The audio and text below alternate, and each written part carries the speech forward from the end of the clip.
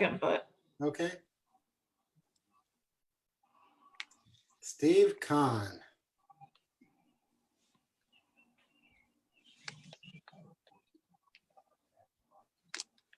Hello. Hello, Steve. Hey, Judy. hey, Stanley Friedman on the beach. Hi, Steve. okay, we're live on Facebook, so if you just be careful.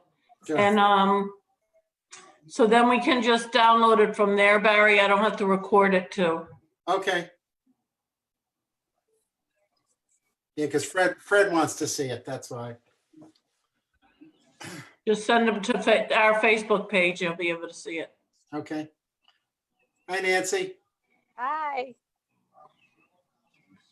I think I'm related to this person. You are. Yes. Well, now you were at a Stanley Cath's funeral. Yes. Stanley Cath is a cousin of my brother-in-law. Yes. But he spelled his name differently. That's what, Yeah, Stanley Cath dropped the T. He dropped the yeah, T. he took the T off, correct.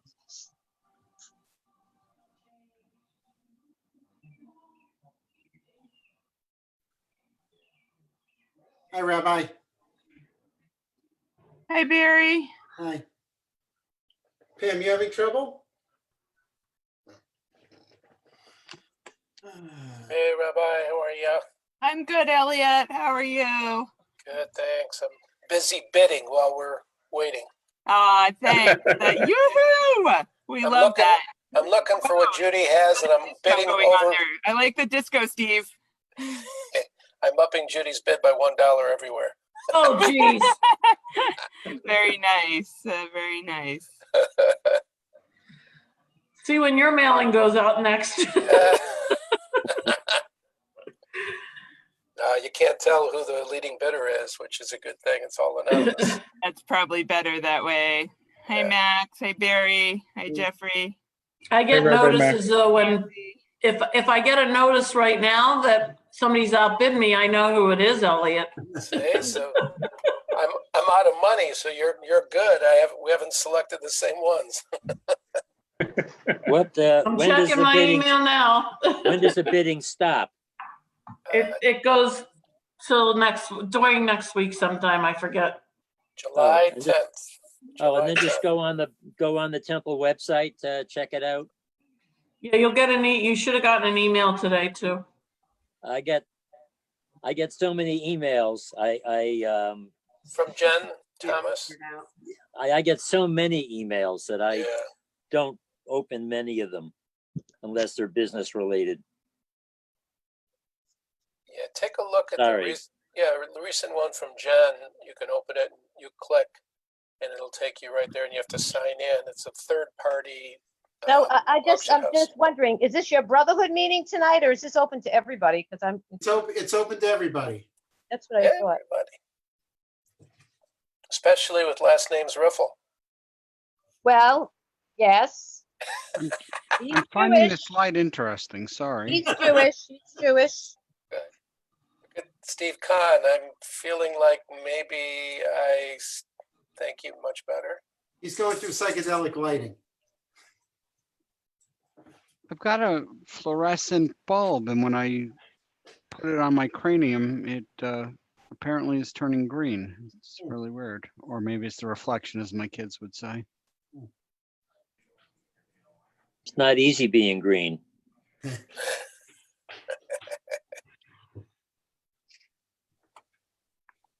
No song with that? No, you don't want to hear me sing.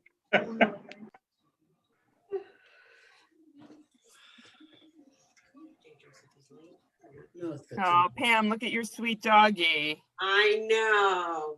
This is Norton. Hi, Norton. So sweet. Thank you. Sounds like an antivirus dog. We could use some antivirus dogs just about now, I Yes, think, I was right? thinking, yes. We got 10. That's it. Is this Facebook or is it? No, Zoom? this is Zoom. Wait, what am I doing? Where's Jay? He's got time. He runs on J Let's time. see. Puppy's getting bigger, Pam. Okay. I'm sorry? The puppy's getting Okay. bigger from when I saw him. No, he's just getting furrier. He's having, I see. Okay. No, I got it. Mark, hi, Lynn. Hey, Mark. Hi. And Mark, how are you? Who is new owner? That's my in-laws. Okay, Stanley. just want to make sure. Oh, hey, Stanley. I'm You're right. hiding behind that palm The tree. palm tree, yeah. I go swimming every once in a while. Wait, are you down the beach from Elliott? Are you guys on the same beach? Harry? Elliot has a Hi, Jay. palapa behind him. I like the palapa, Elliot. Hi, Jay. It doubles as a hat. Hear me, right? I think we're going to start because the speaker is here. They're gonna start. Okay. Welcome to our first Brotherhood Zoom event. We are streaming live on Facebook, so if you don't want your face to be seen, you can turn your video off. Our speaker this evening is a native of Hamden, Connecticut, and now lives in the Chicago suburbs with his wife, Amy. He has 3 children, Morty, Will, and Lily. He is an Army veteran. He has his bachelor's degree from American University and his master's degree from the University of Chicago. He is currently the executive vice president of the Jewish United Fund of Metropolitan Chicago. He is also my brother-in-law, my wife Pam's brother. To quote his late grandfather, William Handel, he works for our people. Please welcome Jay Tcath. Take it over, Jay. Hear me okay? Yep. Great. Thanks for the kind introduction. And it's a pleasure to speak to the synagogue, to the temple. And I'm grateful that my brother-in-law has arranged a $10,000 honorarium through the Schiff endowment at the temple. I'm glad to hear that it and the temple is so flush with cash. First, as is Jewish tradition, before I begin my talk, I'd like to say a few things. And first, I'd like to say the topics surrounding anti-Semitism that I won't be addressing, because there's always a few folks in a Jewish crowd who, after the show, say, I wish he had talked about this. Why didn't he talk about that? So I'll be transparent and upfront say, I won't be talking about the anti-Semitic dimensions to COVID conspiracy theories, the anti-Semitism happening on American college campuses, the connection between anti-Semitism and anti-Israel activity, the anti-Semitism we see throughout the internet, the battle between left-wing and right-wing anti-Semitism, and which one is worse and which one is more of a threat to the Jewish people. I also won't be talking about how anti-Semitism is playing out in Europe, South America, or the Arab world, though all those topics merit their own discussion. And I'd be happy to talk about them during the Q&A period. Also, just want to point out that we're talking about anti-Semitism, always an appropriate subject, but at a moment when not just the national discussion, but increasingly the international discussion is about racism. We as a community have to focus on that, but we also have to walk and chew gum at the same time, because the anti-Semites certainly are not taking a break either during this COVID moment or during this post-George Floyd time in American history. So now finally, Barry, you can start the stopwatch and my time begins officially now. And what I like to do is talk about 3 specific dimensions of current anti-Semitism in America, placing them, or anti-Semitism, in a larger framework. And afterwards, of course, welcome your fellow congregants' questions, rebuttals, and suggestions. The first of the 3 points I'll expound upon is that anti-Semitic sentiments are not always correlated to acts of anti-Semitism. That is to say that we could have low levels of Americans expressing anti-Semitism, but ever increasing incidence of actual anti-Semitism. The second point I want to make is that anti-Semitism doesn't always create only Jewish victims. And that phenomenon, which I'll flesh out, has helped keep our heads in the sand for a number of years about the extent of anti-Semitism in America, that actually so few Jews were the victims of violent anti-Semitism. And then third, and the final topic I want to talk about is what is at best outdated and even today, I think, misleading assertions of the anti-Semitism embedded in the Black Lives Matter movement. But first, the topic is distinguishing between anti-Semitic sentiments, stereotypes, and anti-Semitic incidents. Since 1964, when ADL began doing regular surveys of American attitudes on anti-Semitism, the percentage of Americans expressing anti-Semitic sentiments or holding anti-Semitic stereotypes has declined steadily and significantly. When ADL began doing regular surveys of American attitudes on anti-Semitism, the percentage of Americans expressing anti-Semitic. I'm now hearing myself in like a 5-second delay. Stereotypes has declined.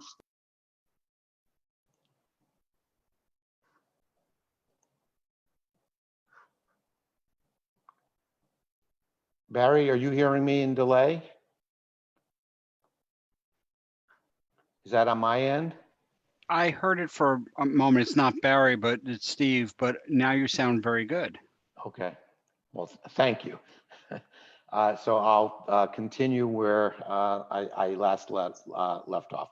So the ADL has been doing these surveys since 1964, and they ask people to agree or disagree with 11 stereotypical statements about Jews. In 64, the majority of Americans believed in a majority of those stereotypes.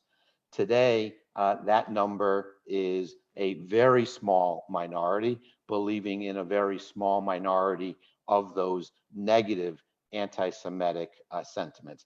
And a number of other surveys of American public opinion verify that fewer and fewer Americans harbor anti-Semitic attitudes, or in the worst case, most cynical assessment, fewer and fewer Americans are willing to admit that, even anonymously to a pollster.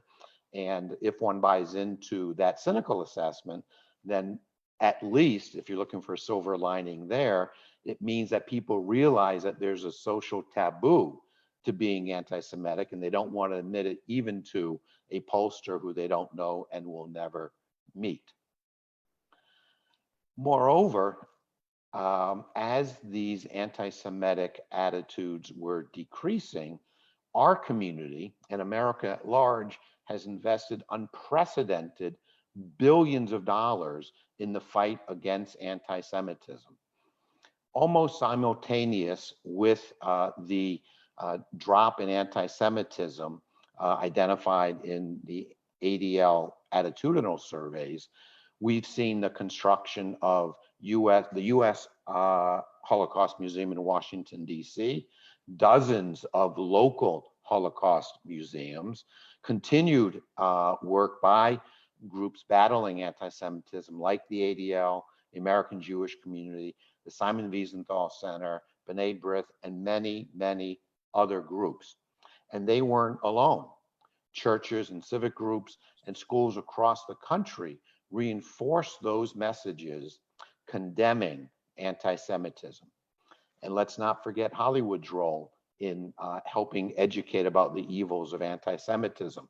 From Schindler's List to The Pianist, from Sophie's Choice to Life is Beautiful, and the made-for-TV series called The Holocaust, all of which educated hundreds of millions of Americans about the world's deadliest hatred, anti-Semitism. And yet here we are still today fighting the world's oldest hatred, anti-Semitism. And that's where the dichotomy comes in. Despite the fewer numbers of Americans harboring anti-Semitic notions, the number of reported anti-Semitic incidents, including violent anti-Semitic incidents, has grown markedly over recent years. The second issue I want to touch upon is how violent anti-Semitism so far in America, at least until the Pittsburgh synagogue shooting, had mostly non-Jewish victims, as bitterly ironic as that sounds. Let's look at 4 examples on which I base that premise. Right here in Chicago, in July 1999, a white supremacist, Benjamin Smith, went on a 2-state shooting spree. He began the shooting spree aiming at 5 visibly Jewish men in the West Rogers Park neighborhood. I say visibly Jewish because they were Orthodox in garb and clearly identifiable as Jews. 5 of them were shot. Miraculously, none of them fatally. But Smith went on, traveling a little further north to Evanston, where he shot and killed former Northwestern basketball head coach Ricky Birdsong, an African American.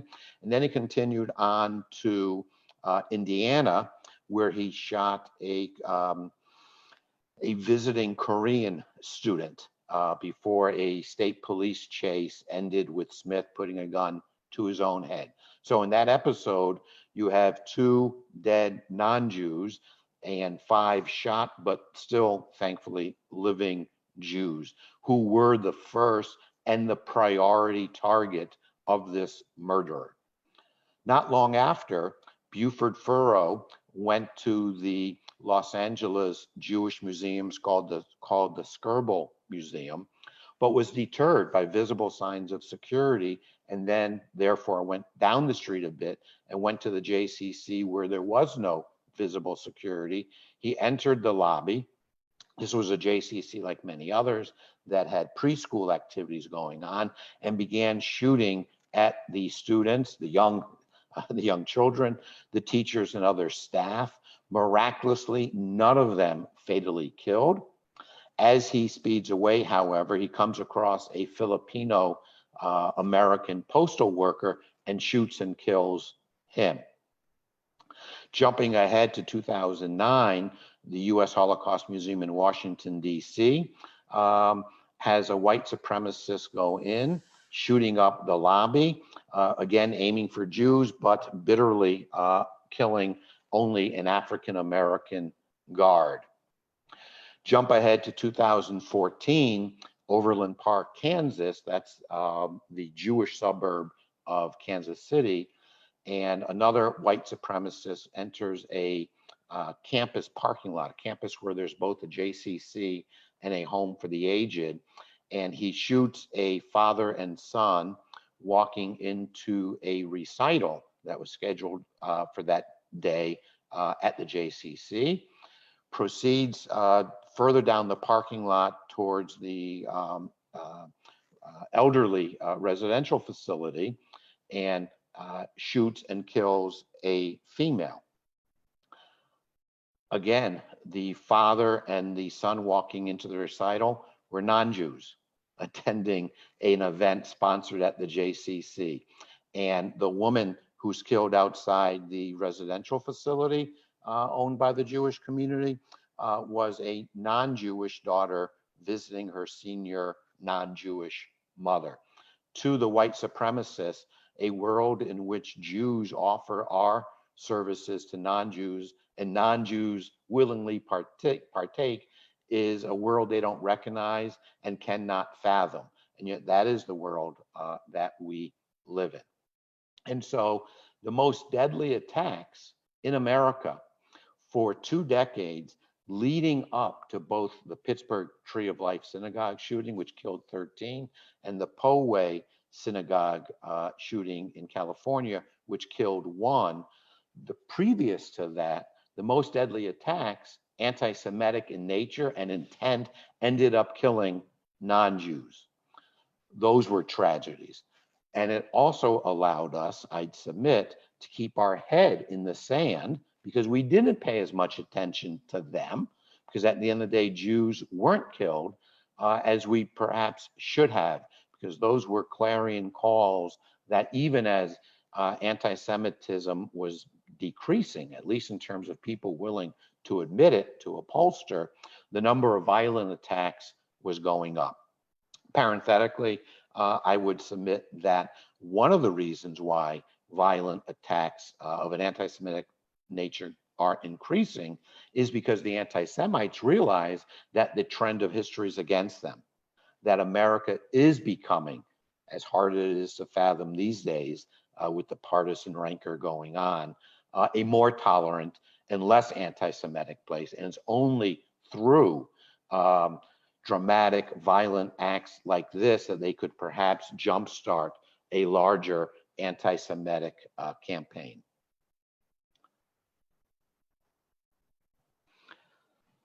Third and final point as part of my opening remarks is I want to address what I see and many of my colleagues see as some misinformation, misperceptions within the Jewish community about the Black Lives Matter movement and anti-Semitism, and even more specifically, anti-Israel sentiment. First, the Black Lives Matter movement began as a hashtag in response to the George Zimmerman, Trayvon Martin deadly encounter in Florida. That encounter was 2013, and George Zimmerman was acquitted in 2016. Not long afterwards, there becomes an organization called Black Lives Matter, and it is a very decentralized organization. Individual Black Lives Matter chapters open up around the country, and while there is a national platform, individual chapters are free to follow it, follow parts of it, ignore it altogether, and adopt various tactics which they feel are most appropriate for their particular situation. Moreover, all of these individual Black Lives Matter chapters create alliances with other groups focused on similar issues, and they create something called the Black Lives Matter movement, more precisely, the Movement for Black Lives.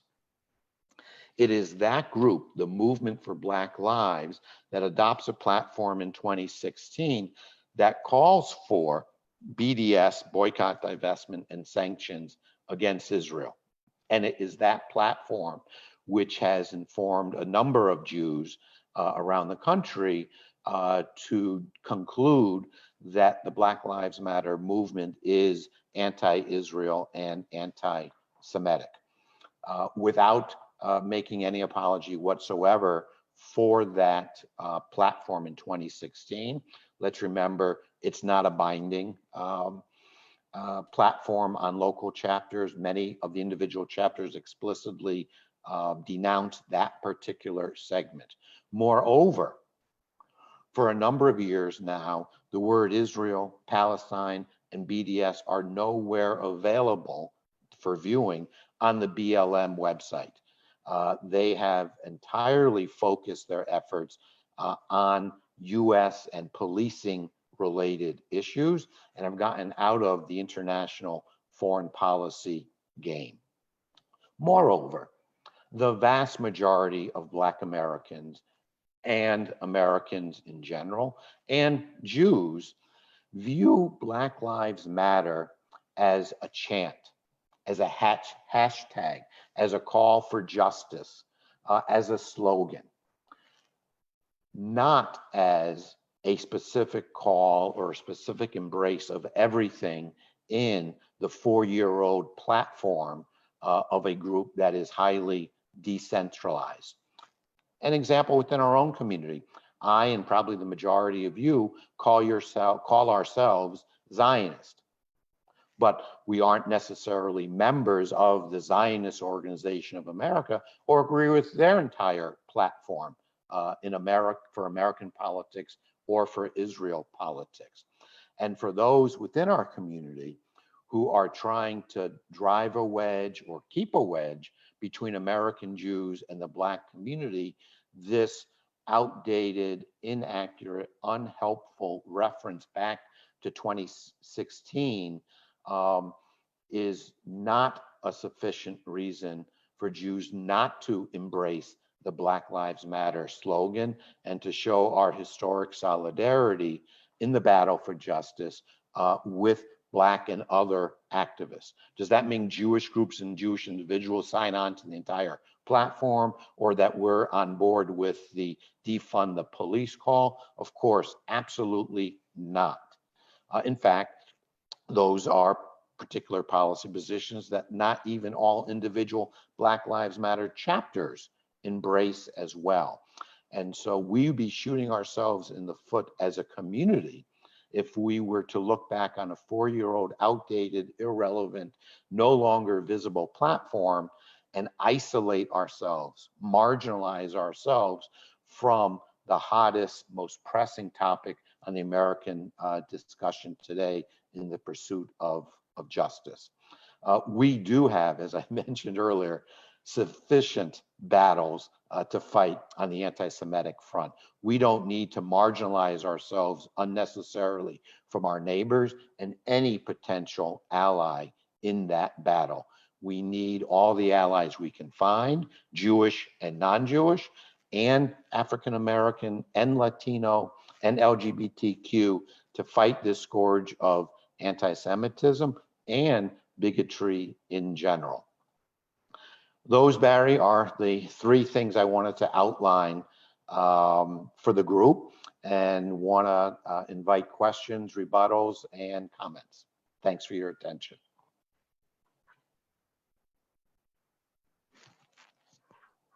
Okay, if you can unmute, and anybody who has a question, just shoot it at Jay. Can we use a different metaphor than shooting, Barry? We can pass it to Jay. Well, I have a question. I'll get it started. What is your response to the uptick in anti-Semitic violence in Chicago? I saw on the news when Governor Pritzker, he came down with something about the COVID. I think it was about the COVID, and there were swastikas all over the place. It showed on the news. What's your response to that? So in Illinois and in some other states where people have been critical, some people, of course, have been critical of the pace at which these states have reopened their business and other aspects of normal life, the critics have equated the slowness of opening up with Nazi policies, that this is a policy of a totalitarian American, no different than the policies of Hitler and of a fascist government. I actually wrote a couple pieces on this topic, making 2 points. First, it's an outrageous, irresponsible, and flat out wrong analogy to associate the public policies of governors trying to keep their citizens safe with the policies of Hitler, Nazi Germany, which was designed to make so many of its citizens unsafe. On the face of it, the analogy fails. However, as offensive as that analogy is, I took a somewhat counterintuitive view and took some criticism for it by arguing that that terrible analogy is in fact not anti-Semitic, because what these people are saying at the end of the day, cutting through the offensive piece of it, is that Nazism, Hitler, are bad, were bad. And now they're overdrawing the analogy to what governors are doing to keep their citizens safe. But the premise is Nazism bad, and what's happening in our state is bad. Now, that was also another layer in Illinois, is that the governor himself is Jewish, by the way, a very active and proud member of the Jewish community. And he was specifically depicted in a number of banners as Hitler himself. Again, a terrible, wrong analogy. By the way, offensive not just to Jews, but to hundreds of thousands of American GIs who risked their lives, and many died fighting Hitler and fascism.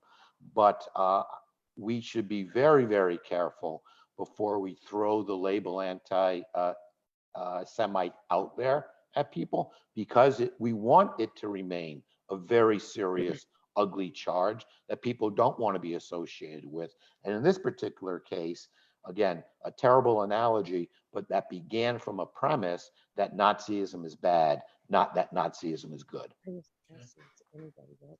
Any other questions? Anybody? I go with gallery view so I can see everybody. You can come off mute if you have something to say.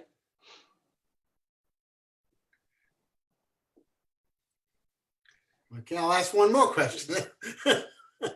My second question is, even today, we had a report on our news that an individual had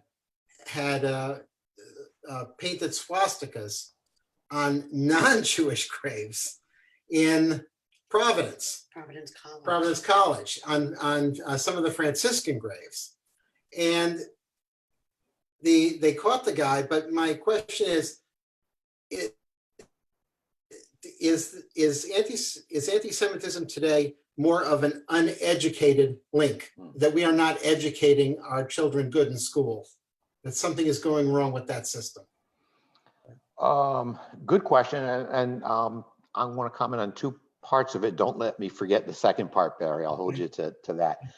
The first part is, and I'll link it back to my answer about the Nazi analogies with COVID state policies. And that is, we Jews don't have a monopoly on being offended by the swastika. And so when we see instances of the swastika defacing Jewish property, we should invoke not just Jewish sensibilities and the Holocaust, but also how un-American and how unpatriotic it is to disgrace the memory of those veterans who fought, and all too many who died. That this is an attack on those Americans as well as American Jews. And again, when it comes to building this alliance against hatred, we are on the best day of the week, less than 2% of the American populace. We probably can't win this battle on our own. We need allies. And by the way, in the case of Illinois, where the analogies were being made between the state policy and Nazism, we got all the state veterans organizations, the VFW and the American Foreign Legion, to speak out as well, because it shouldn't be only Jewish voices opposed to the Nazi symbol. And as folks follow up in this cemetery desecration in Rhode Island, encourage outreach to veterans organizations. They were only all too willing to join our call in denouncing it. Anti-Semitism is not just a Jewish problem. It is a societal problem, and we need more than just Jewish voices speaking out about it. There is, I would say, getting to the second part of your question, both highbrow anti-Semitism of the intellectual type and lowbrow of the spray painting swastika graffiti on synagogues or at Jewish cemeteries. Both dynamics play out here and overseas. and play out, by the way, both from a left-wing, radical left-wing perspective and from a radical right-wing, white nationalist perspective. There are both highbrow and lowbrow manifestations of both. Going back to one of the points I made earlier on the matter of education, we as a community have invested billions in the fight against anti-Semitism. And American society beyond the Jewish community has invested billions as well against anti-Semitism and against bigotry. And it is very disheartening that it seems at times as if we're emptying the ocean with a teaspoon, that for every one step forward, we take 2 steps back. The best, most positive spin I could put on it is that phenomena that the anti-Semites realize that the arc of history is against them, and they therefore feel more compelled, a more urgent need to do something dramatic, to get headlines, to jumpstart this final revolution to rid America of Jews, because the historic ways of doing so, not letting us buy real estate in certain neighborhoods, not attending certain colleges, not able to enter certain professions, not allowing us to play golf at certain country clubs, or even not allowing us to marry their daughters or sons. All those barriers in America are now down, thankfully, and the anti-Semites might feel compelled to take on increasingly criminal and violent actions. And again, I submit it's only because in the last couple of years that the victims of such violent anti-Semitic attacks are in fact Jews, that we're paying more attention as a community to the problem, which had reared its head already back in 1999. I have a question, if I may. This was a subject that you said at the beginning you weren't going to address in your remarks, and I'm wondering if you might be able to talk about it now. There was an incident in the House of Representatives last year where a couple of representatives referred to the Israel lobby as being using the Benjamins. And then the other Democrats accused those Congress members of saying something that was anti-Semitic, and they apologized for being anti-Semitic. Or they apologized for saying things that other people considered to be anti-Semitic. Can you talk about how that fits into your view of where anti-Semitism is in the country today? Thank you for that question. I think there's a couple of points that can be drawn out from that.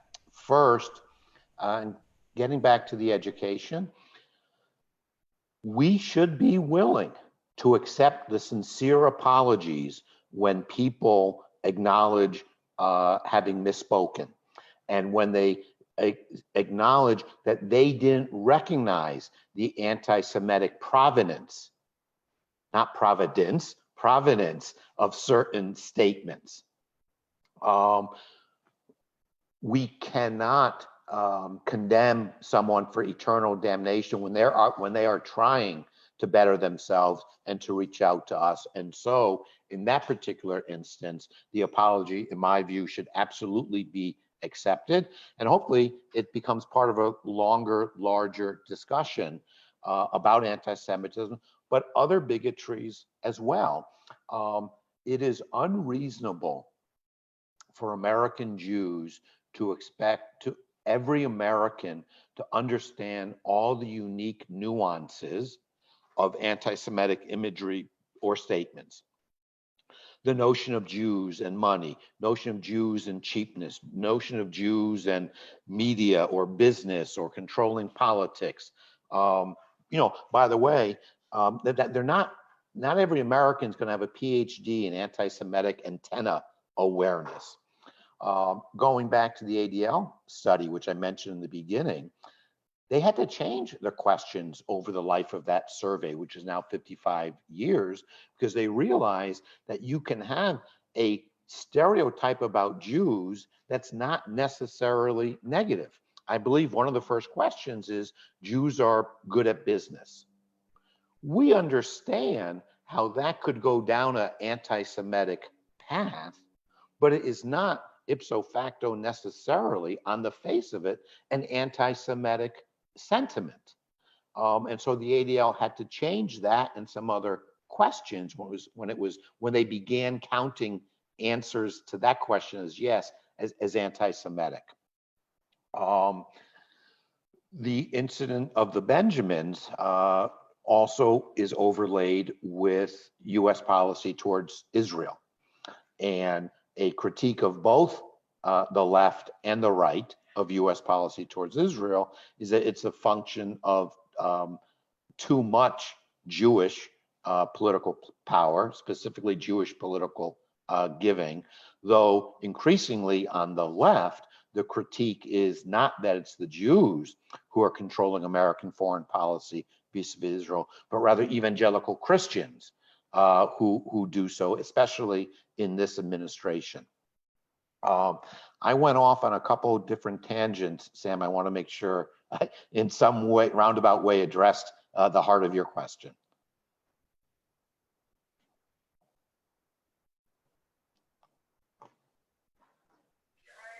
Hey, Jay. Yes. This is Elliot. I've got a question. What are your thoughts and comments about the role of social media giants like Twitter and Facebook relative to controlling hate speech, hate postings? Great question. I'm not a constitutional lawyer. I'm not an expert on social media practices.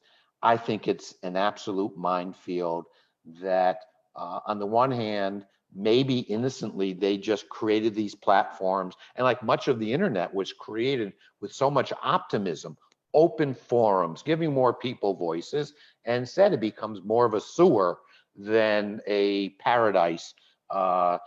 It's showing the underside of our society rather than the bright side of our society. These are, at the end of the day, free enterprises who should be able to set their own rules. They're not government platforms. They're not the public square.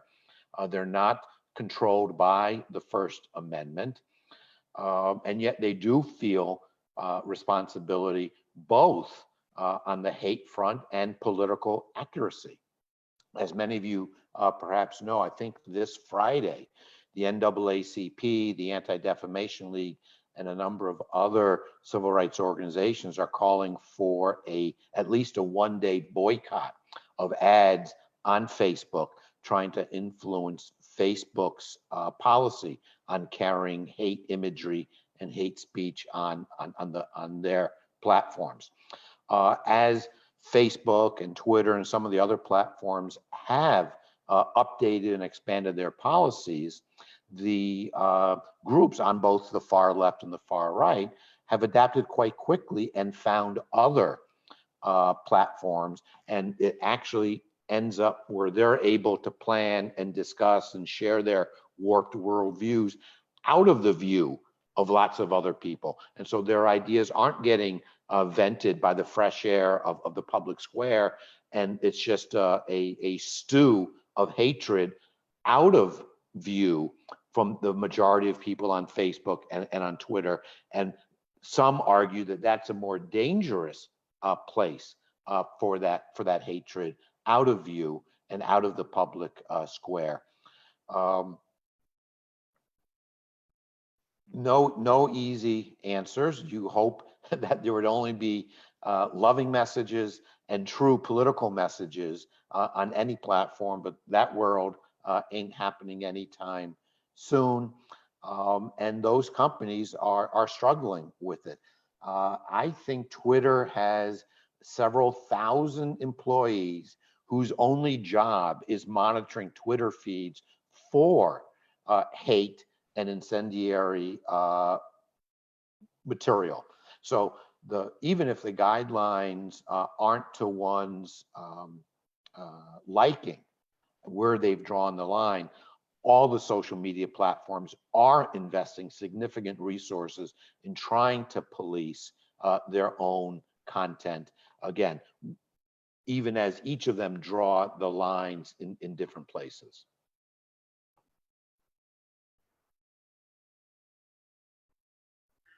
Yes, any other questions? I have one last one, if nobody else has one. My nephew, Jay's son, just got back from Israel. He lives in Israel. What went on in Israel with the COVID-19? What is the latest that Gordy has told you?